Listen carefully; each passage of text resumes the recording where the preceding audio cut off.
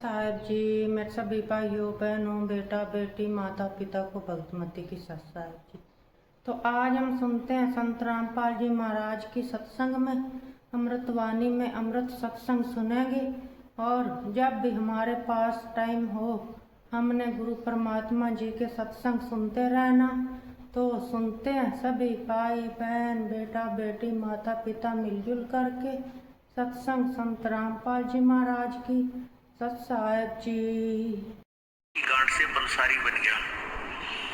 आपको दिन में बताया था कि पहले स्वर्ग जाता है, उसके बाद विष्णु लोक के में पहुंच जाता है।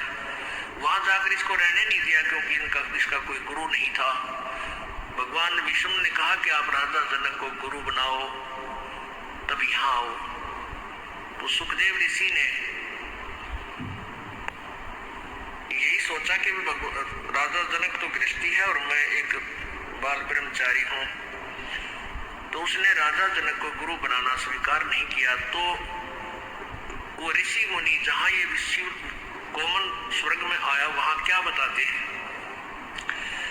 पुंडरीक नारद मुनि व्यासा ब्रह्मा विष्णु महेश उपासा आसन आदर अति अधिकारा सुखदेव सकल माही सिरदारा 14 भवन फिर पल माही सुखदेव सरवर दूजा नाही सुरते 388 सुखदेव की सब करे खवासी वशिष्ठ विश्वामित्र ज्ञानी कागभूषण कहो परवानी कागभूषण दी ध्यान धर भय जो पद परवान आदि अधिकार बिनारे सुखदेव मूढ़ अज्ञान।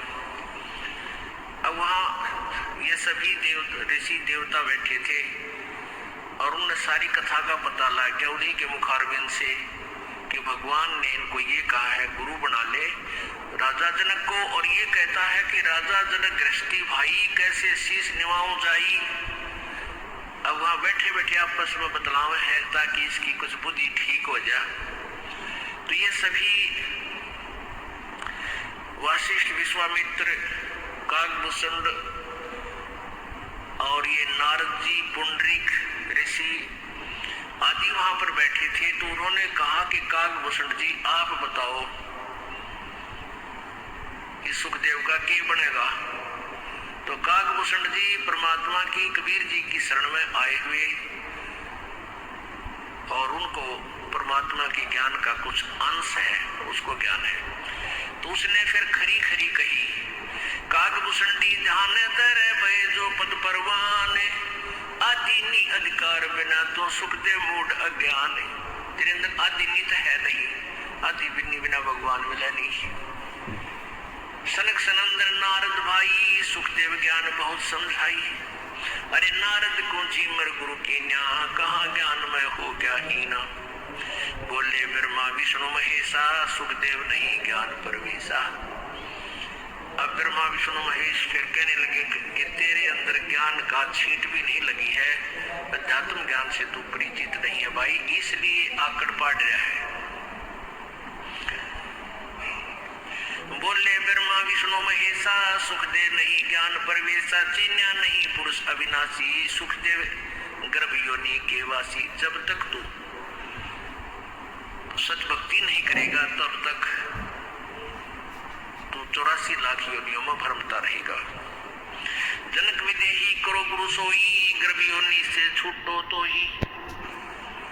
जनक विदेही गर्भ से न्यारा सुखदेव गर्भ योनि अवतारा योनि संकट देह कहाई गर्भ योनि आगे है भाई।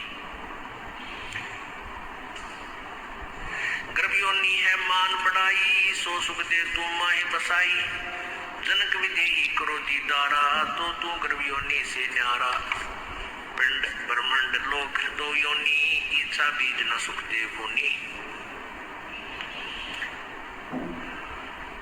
14 भवन फिर पल माही उड़ा फिर पक्षी की नाई।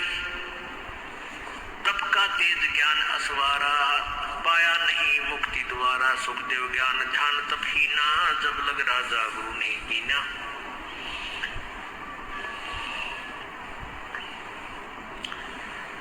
अब राजा जनक के पास गए तो आपको कथा सुनाई थी। अब पहले एक प्रसंग और आता है कि जैसे अभी आपने प्रसंग सुना कि नारद झीमर गुरु की ना, और क्या ज्ञान में हो गया ही ना। अब ये झीमर कौन था? अब यहाँ प्रसंग आ जाता है कि भाई गुरु होना चाहिए। ये नकली संत हमने नो भरमावा है कि भाई गुरु होना चाहिए, और किसाई हो गुरु बना ले, अब बस अपना भक्ति कर ले, गुरु बिना मोक्ष नहीं होता। लेकिन ये भूल जाते हैं कि पूर्ण गुरु बिना बात नहीं बने। अब यहाँ क्या बताते हैं कि एक झीमर था, धीमर, झीमर कहे वैसे मछियारे ने, एक धीमर होता है, धीमर, झीमर कहे उसको धीमर कहे, वो होता मछियारा। तो क्या बताते हैं कि नारद जी ब्राह्मण यानी ऋषि, और उसने झीमर गुरु करना पड़ा, और उसका कहते हैं उस गुरु झीमर गुरु बनने से भी स्वर्ग तक जाने का व्योत बढ़ा। अब यहाँ वो नकली गुरु ये कह देते हैं भाई नारद ने झीमर गुरु बनाया था तो गुरु ही होना चाहिए, ये सुल्फा पाठ भी मारेंगे चलम का डूंडा ठा दे, भाई गुरु होना चाहिए, किसाए हो, नाम जाप कर ले, भक्ति करे। नारद ने झीमर गुरु कराया था, पार हो गया, टट्टू पार हो गया, झीमर नहीं था वो, और पहले तो पार की तो हो गया। फिर भी जो लाभ हुआ वो झीमर कौन था, ये कंसेप्ट यहाँ क्लियर होना चाहिए।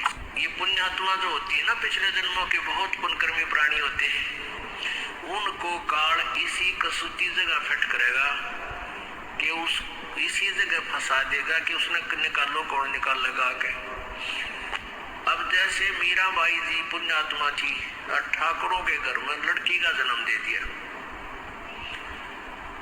अब वो भगवान को चाहने वाली ऐसी जगह फिट कर दी, उसने झाकड़ भी ना दे बार गड़ी तक पर्दा में रखा अपनी वो बेटियां ने, ठाकर लोग पहले ऐसा व्यवस्था थी।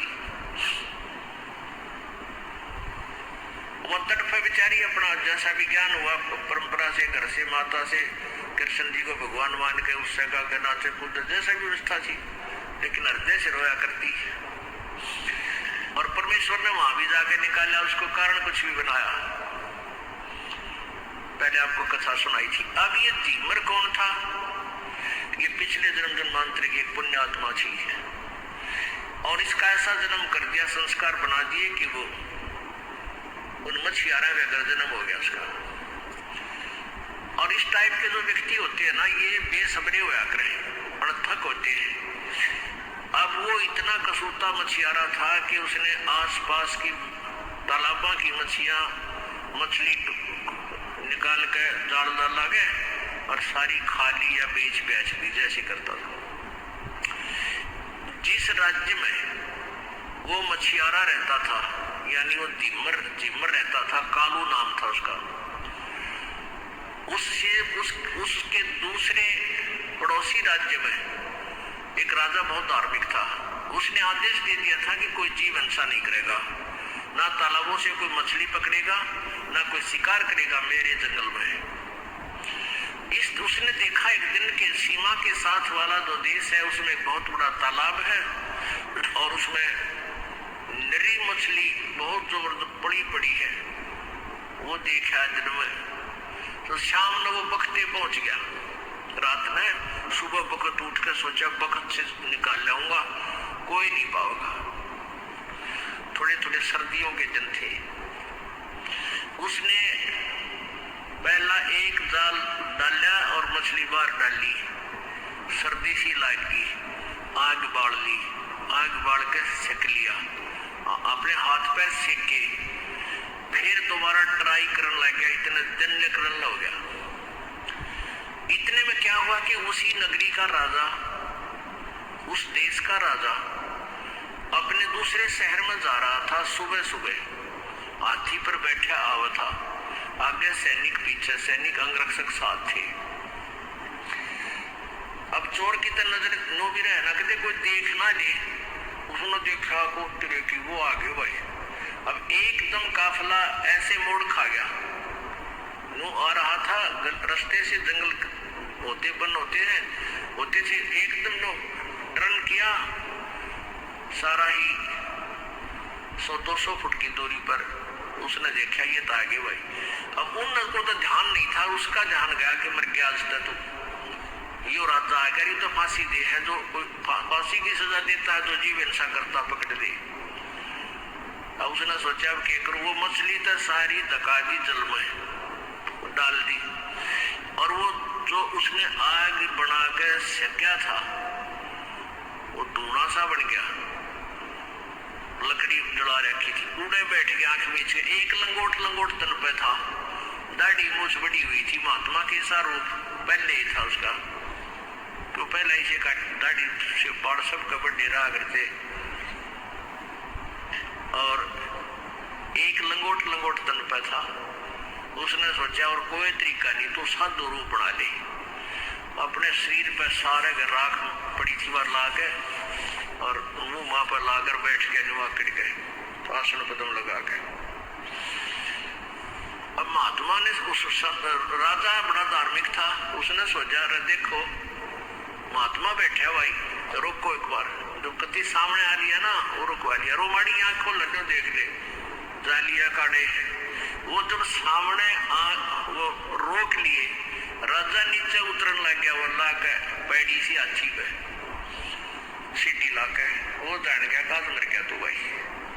अब वो डरते ने भगवान याद किया, अब भगवान याद किया कि डरते घी की बंदगी रो समाधि लागी, ये पिछले पर संस्कार होते हैं, वो तो बस सुकड़ गया भीतर ने, वह सुरती ऊपर न चढ़ गई। राजा आया, प्रणाम करया, राम राम करी, ना बोलिया कि मैं डरता ना बोला। तो राजा ने सोची वे संत साधु को गणा नहीं छेड़ना चाहिए, प्रणाम करया, राख ठाई माथे गलाई, शरण छुए और 5-7 सोने की मोहरे वो दोनों पे भेंट करके राजा चल पड़ा। अब उसकी चढ़गी सुरती डरते कि कुछ पिछले संस्कार होते हैं पुण्यात्माओं। अब उसकी पत्नी ने सोचा थी मरगी ने कि आज वो नू कह था मैं दूसरे राजा के तालाब से मछली पकड़ के ले आऊंगा, और वो तो वहां कहते हैं वो निषेध है मछली पकड़ना, कहीं तेरा पति पकड़ ना लिया हो। वो गई, उसने देखा वो तो बैठा नो आसन पदम लगा कर समाधि चढ़ रही, अंदर देखा नजारे ऊपर के, दोपहर होगी वो बैठा वहीं पर। उसकी पत्नी ने जाकर उसके पाछे मारा, ऐसे दोनों हाथा का 2 हथड़े, और ने बोली तू आड़े बैठा रहेगा बालक तन न खावेंगे। बन गया कि पापा जी, उसने न सोची, ने बोला जी मैं तो आज आया था मैं तो आज। उसने सोची वो राजा की जो सेवक लागे इतना गड़न, ने बोला जी मैं तो आज आया था, पहली बार आया हूँ मैं तो आज, मछली ना पकड़ी ही वह, मैं तो वही आ गया था। दुआ देखी, वो देखी उसकी पत्नी है पाछे ने, तो वो कहने लगा कि वो कहाँ गए, कौन राजा आया था, नहीं भी थे, कहाँ गए वह। अब वह बोली तो सपना देखा होगा तने, तो बोला ना सपना नहीं देखा, सच्ची देखी, सामने दृष्टि देखी, वो धोने के ऊपर वो सरफी डाल रखी, उस राक्षसी उठ के उनके ऊपर होगी ना, थोड़ी सी चिमटी हाथ मार के देखा, वो 7 मोर सोने की पाई। अब उसने विचार किया, पुण्यात्माओं ना जाने कहते ज्ञानकार गाम का, ज्ञान लागण का गाम मारन का, जो कह रहे चमका ऐसा हो जाए, उसका ऐसा चमका सा लग गया, तेरा गजब हो गया। आज मैं नकली साधु बना था, और देख राजा भी डर गया मेरे ते, माथा टेक गया और सेवा दे गया, और जब मैं वास्तविक संत बन जाऊं तो पता नहीं क्या सुख मिलेगा। अपनी पत्नी ने बोला भगवान ये पकड़ सोना, सारे जीवन में मैं इतने कमाई नहीं कर सकता जो आज मालिक ने मुझे यहाँ दरवाजी, राज के बाद मैं मछली नहीं पकड़ूंगा।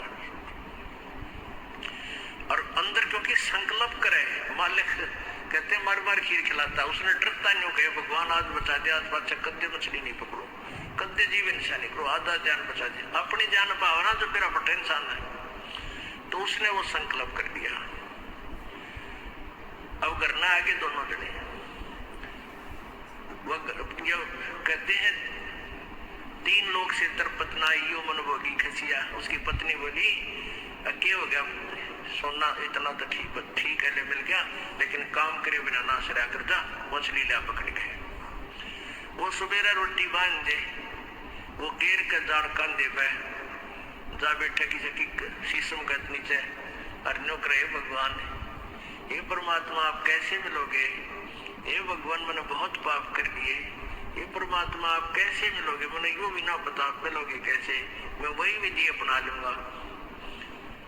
अब रोज जा रोटी खा के खाली जाल उल्टा ले आवे, घर में लड़ाई रोज हुए। अब कहते हैं परमात्मा सोचल सीधर मैं करूं अपने जन के काज। वो पूर्ण परमात्मा आए साधु रूप में, उनसे बात करी और कहा बेटा क्या चाहता है कि भगवान महाराज जी मैंने भगवान परमात्मा पाने की कोई रास्ता बता दो, मैं बहुत पापी प्राणी हूँ, वो पाप मुझे आज दिखाई देते हैं जो मैंने अपने जीवन में कर लिए। तो परमात्मा ने कहा बेटा यो मंत्र जाप कराया करें। कहते हैं सो हम शब्द हम जग में लाए, सार शब्द हम गुप्त छुपाए। यो एक मंत्र उस जीवर को दे दिया परमेश्वर ने। परमात्मा ने किसी को तो टायर दे रखा है, किसी तय शटेरिंग पकड़ा रखी है कि इनकी रुचि बनी रहे, एक के खिलौना दे रखा, उससे कुछ लाभ इनको होता रहा थोड़ा बहुत। तो ऐसे अब कालू छिम्बर उस परमात्मा द्वारा दिए गए मंत्र का जाप करता था। अब नारद जी को श्राप दे दिया कि 84 लाख योनियां भोगेगा। तो उसको बताया गया कि तू कैसे तेरा छुटकारा हो कि सुबह सुबह जा और स्वयं इस दिशा में जाएगा, नारद जी को कहा, और सामने जो व्यक्ति प्रथम तुझे मिले उसी को गुरु बनाना। अब नारद जी जब सीधा जा रहे थे, सामने वो जीमर आ गया। लोग तो फिर भी जीमर ही समझ रहे थे, वो जीमर का काम करा नहीं था, वो धीमर नहीं था उस समय, लेकिन यह फीत के उतारे समाज बहुत दूर देर तो उतारे है। अब जैसे कोई सरपंच बन जाता है और उस योजना में या अगली योजना में वो फिर दोबारा सरपंच नहीं बनता, तो आजीवन उसको सरपंच की मोर लाए रहा करें, हालांकि वो सरपंच नहीं होता उस समय। ऐसे ही वो जीवर नहीं था, फिर भी लोग उसको जीवर कहा करते हैं जाति के आधार से। तो नारद जी देखा कि सामने गया तो वो जीवर पाया, नहीं इसने के गुरु बनाऊंगा, वापस आ गया। अगले दिन सोचा कल जाऊंगा, कल सुबह फिर गया, फिर वही मिला गया। तब उसको बताया, नारद को बताया गया कि इसको चरण छू ले न तेरी शायद से। तब उस नारद को ने उसी को गुरु बनाया जो सामने नजर आया। तो उसने नारद को फिर ज्ञान बताया